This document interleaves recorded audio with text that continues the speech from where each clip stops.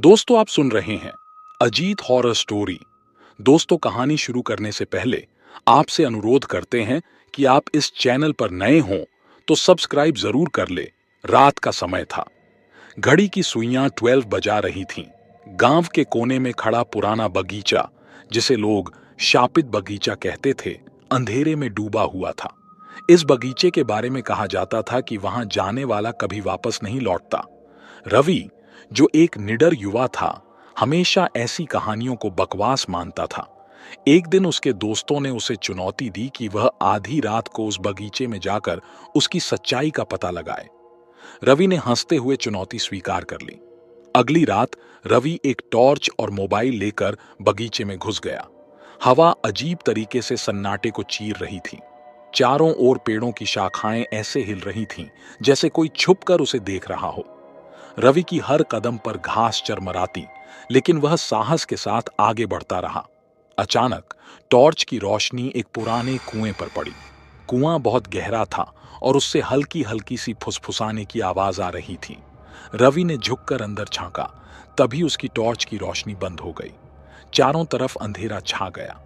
घबराकर उसने मोबाइल की फ्लैशलाइट ऑन की, लेकिन जैसे ही उसने कुएं के अंदर देखा, उसे किसी का चेहरा झांकता हुआ दिखाई दिया। चेहरा सफेद, आंखें खाली और होंठ खून से सने हुए थे। रवि चीखने वाला था कि अचानक कुएं से एक हाथ बाहर आया और उसकी टांग पकड़ ली। वह जोर जोर से छटपटाने लगा, लेकिन वह हाथ उसे अंदर खींचने लगा। किसी तरह रवि ने खुद को छुड़ाया और भागने की कोशिश की, परंतु जैसे ही वह मुड़ा, उसके सामने वही चेहरा खड़ा था। वह अजीब सी आवाज में बोला, तुमने इस बगीचे में कदम रखकर मेरी नींद खराब की है। अब तुम इसकी सजा भुगतोगे। रवि डर के मारे कांपने लगा। उसने पीछे मुड़कर भागना चाहा, लेकिन उसके पैर जमीन से चिपक गए। चारों ओर अजीब सी हंसी गूंजने लगी। धीरे धीरे रवि को एहसास हुआ कि वह अब अपने शरीर को हिला नहीं सकता। वह वहीं खड़ा रह गया, जैसे पत्थर बन गया हो। गांव में रवि के लापता होने के बाद यह खबर तेजी से फैली। लोग और भी ज्यादा डर गए। कोई उस बगीचे के पास जाने की हिम्मत नहीं करता था।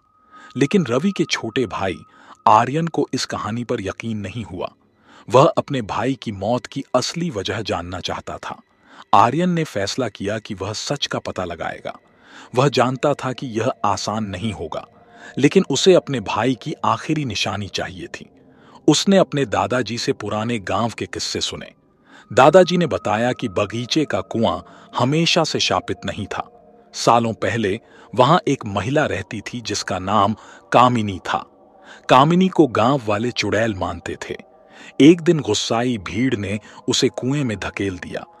मरने से पहले उसने बदला लेने की कसम खाई थी। आर्यन को लगने लगा कि इस कहानी में कुछ तो सच है। उसने एक रात पूरी तैयारी के साथ बगीचे में जाने का फैसला किया।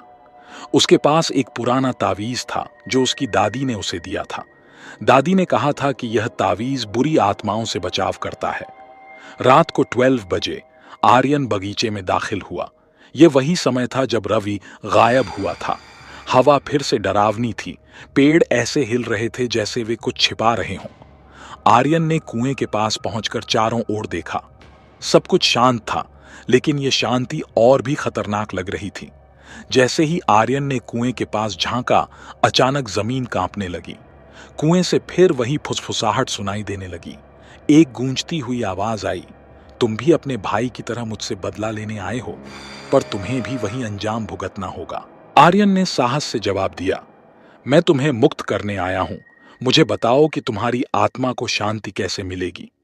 अचानक कुएं से एक धुएं जैसी आकृति निकली। वह कामिनी की आत्मा थी। उसने कहा, मुझे तभी शांति मिलेगी जब जो लोग मुझे इस कुएं में धकेलने के जिम्मेदार थे, उनके वंशज अपनी गलती स्वीकार करेंगे और इस बगीचे की सफाई करेंगे।